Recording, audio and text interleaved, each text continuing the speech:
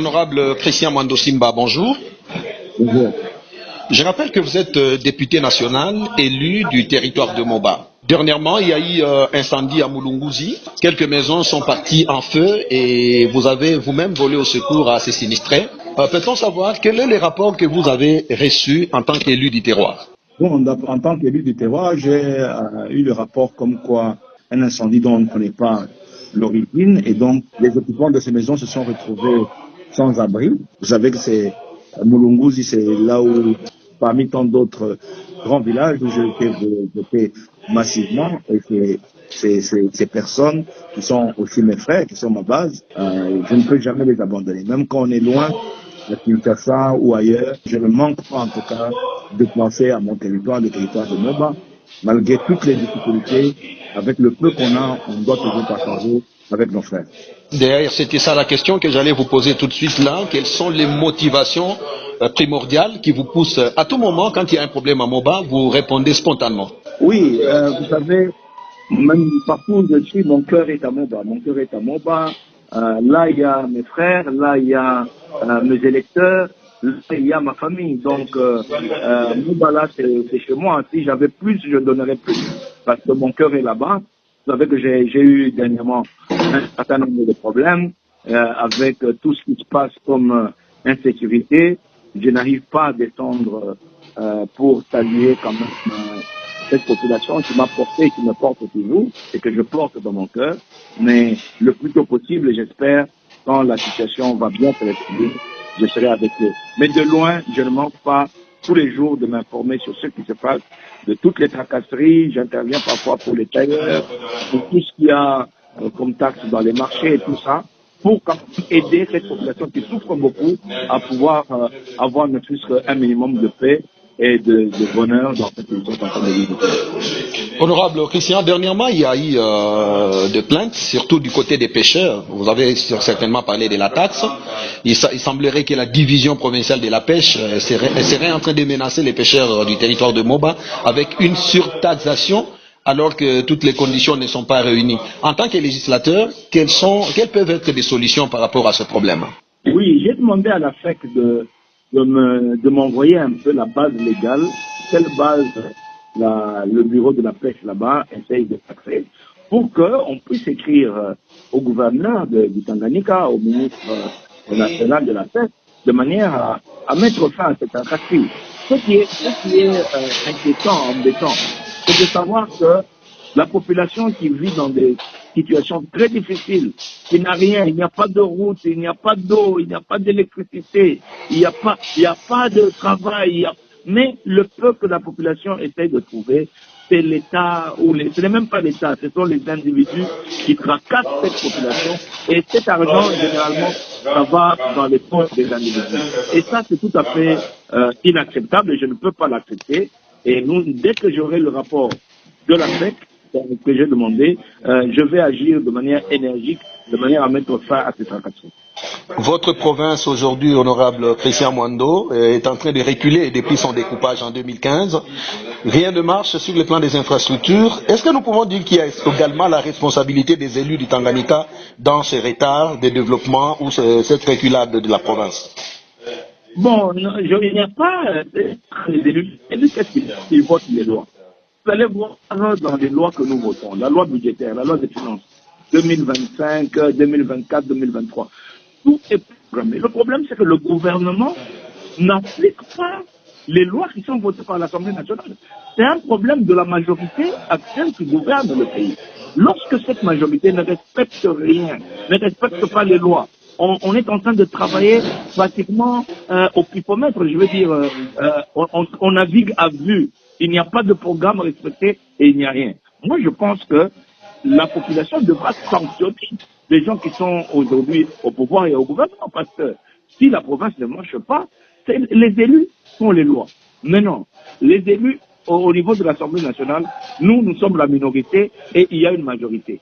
Cette majorité, sous l'impulsion de leur autorité morale, qui se retrouve être le président de la République, ne sanctionne pas ceux qui ne travaillent pas. Alors, qu'est-ce que la minorité peut faire?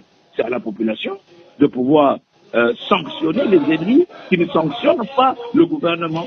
Parce que les lois sont là, mais les lois ne sont pas appliquées. On prévoit tout ce qu'on peut prévoir, mais le gouvernement n'arrive pas à exécuter ce qui est prévu.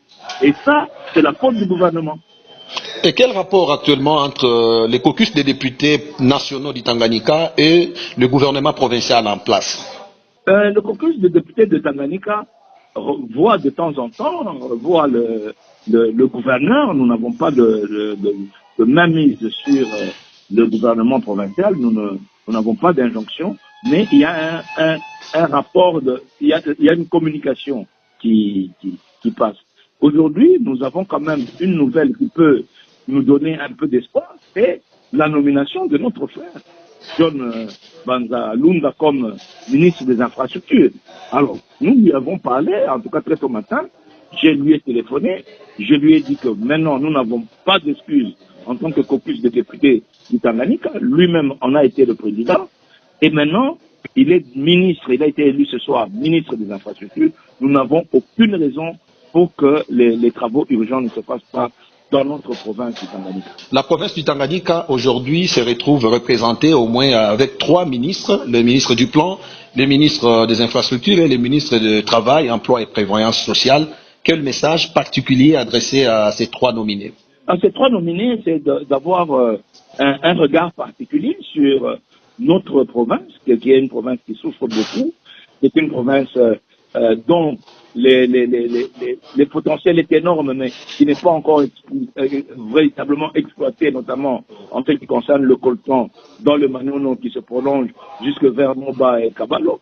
Donc il faudrait que ça soit exploité, mais dans les aventures du gouvernement en place, du pouvoir en place, on ne sait pas exploiter convenablement ce qui a comme richesse. Mais aujourd'hui, avec la nomination des 3 ministres, nous voulons qu'ils pèsent de leur poids, que sur le plan des infrastructures, d'abord, c'est le plus important.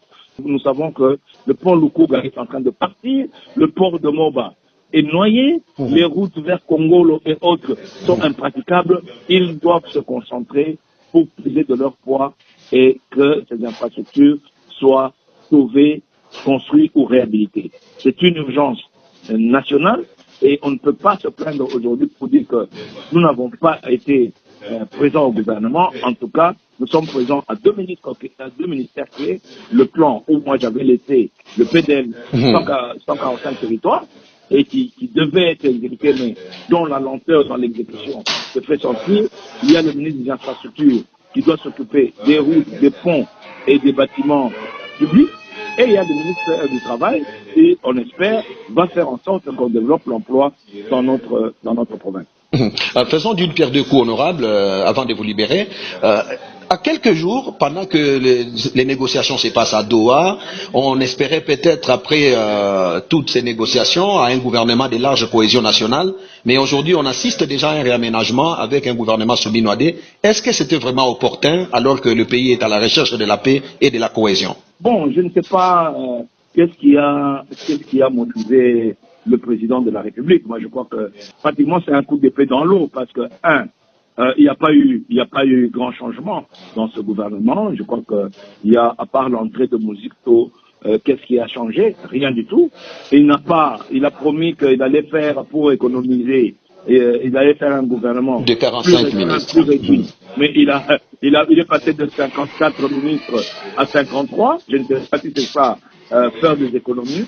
Et puis, il n'y a pas d'impulsion nouvelle. Je pense qu'il n'y a rien à espérer de ce gouvernement. Il y avait peut-être quelques têtes que le président voulait faire partir du gouvernement, mais sinon, il n'y a rien à espérer globalement de ce gouvernement parce que, est-ce que ce n'est pas un gouvernement en attendant Doha ou le futur dialogue que tout le monde appelle de ses voeux? Ça, je ne sais pas, mais c'est vraiment une montagne qui a accouché d'une souris et un coup d'épée dans l'eau. Merci beaucoup, honorable. Alors, quel message? Cependant, votre caucus venait de perdre l'une des députées provinciales de notre province. Il s'agit bien de l'honorable Sophie Kakouji Yumba. Quel message particulier, vous, en tant qu'élu provincial, vous avez eu à partager à maintes reprises avec elle en tant que députée nationale? L'honorable Sophie était une proche d'abord à moi et elle était questeur de notre caucus des députés nationaux du Tanganyika. C'est une grande perte pour notre province, pour notre caucus de députés. Je ne sais pas comment on va combler ce vide. Je présente vraiment mes sincères condoléances à la famille de l'honorable Sophie. Nous sommes encore tous sous le choc. Je pense que nous allons nous rencontrer entre députés et savoir ce que nous pouvons faire pour assister sa famille et pour l'accompagner à sa dernière demeure. Honorable Christian Mwando, la radio vous remercie. Merci à vous.